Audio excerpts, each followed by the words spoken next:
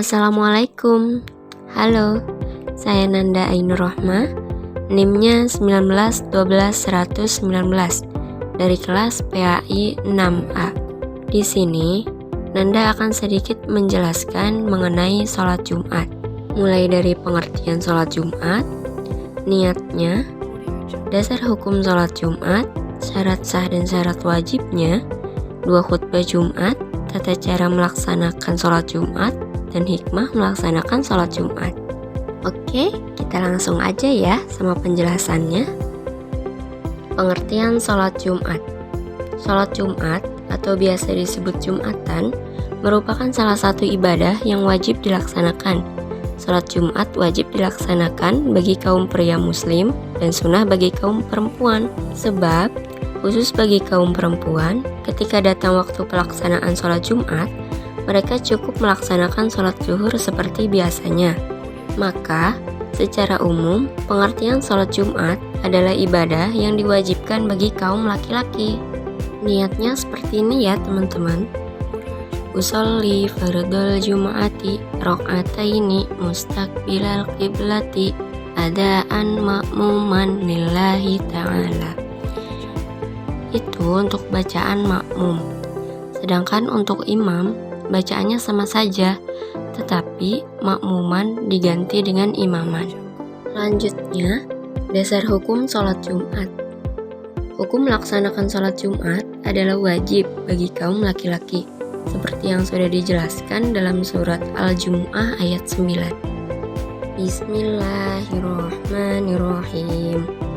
Ya ayyuhalladzina amanu idza nudiya lis-sholati min yaumil jumu'ati fas'au ila dzikrillahi wa dharul bai'. Dzalikum khairul lakum in kuntum ta'lamun. Artinya, hai orang-orang yang beriman, apabila kamu diseru untuk menunaikan sholat Jumat, maka bersegeralah kamu kepada mengingat Allah dan tinggallah jual beli.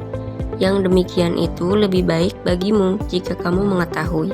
Kemudian dijelaskan juga dalam hadis Rasulullah SAW yang diriwayatkan oleh Abu Daud, Daruqutni, Baihaqi, dan Hakim, yang artinya seperti ini.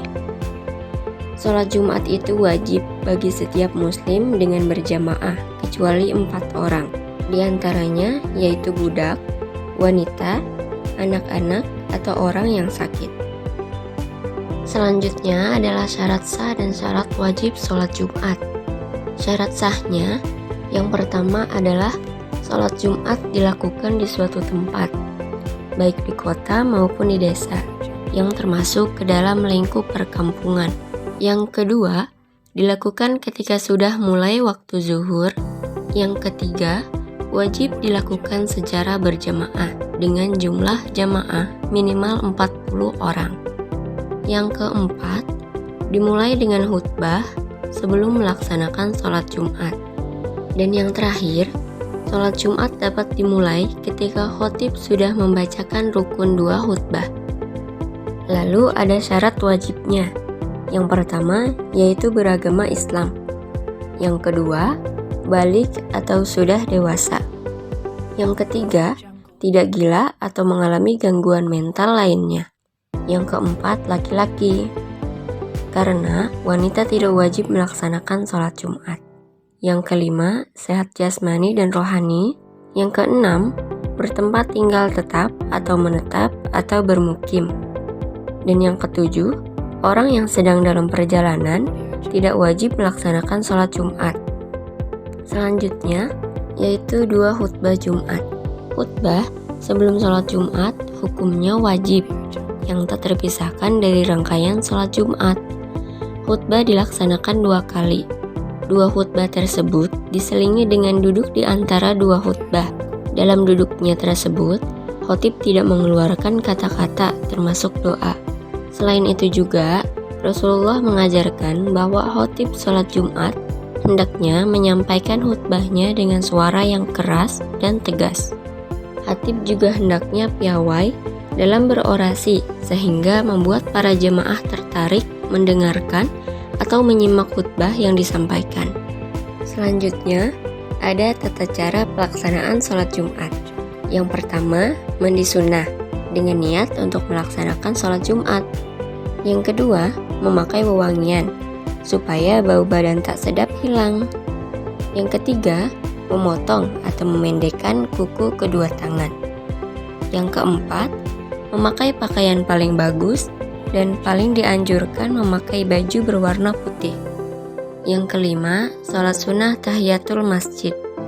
Yang keenam, azan pertama dibaca panjang oleh muazin seperti azan sholat fardu 5 waktu. Yang ketujuh, sholat sunnah qobliyah. Yang kedelapan, persiapan azan kedua. Muazin, Bilal atau petugas sholat Jumat ditunjuk berdiri dengan membawa tongkat dan menghadap jamaah. Yang kesembilan, azan kedua. Sama seperti azan pertama, hanya saja bacaannya lebih dipendekkan. Yang ke-10, khutbah Jumat. Dan yang ke-11, berzikir setelah sholat. Dianjurkan membaca Al-Ikhlas 3 kali, Al-Falaq 3 kali, An-Nas 3 kali, dan membaca doa penutup seperti setelah sholat fardu 5 waktu. Dan yang terakhir, ada hikmahnya nih teman-teman. Yang pertama, menghapus dosa. Yang kedua, memuliakan hari Jumat. Yang ketiga, mempererat silaturahmi. Yang keempat, menambah pengetahuan agama. Yang kelima, bisa saling sharing dengan jamaah lainnya. Yang keenam, berkumpulnya umat Islam dalam masjid. Yang ketujuh, bersosialisasi antara satu dengan yang lain. Dan yang kedelapan, memperbanyak pahala. Oke teman-teman, segitu dulu ya materi yang dapat Nanda sampaikan. Mudah-mudahan bermanfaat untuk kita semua. Assalamualaikum.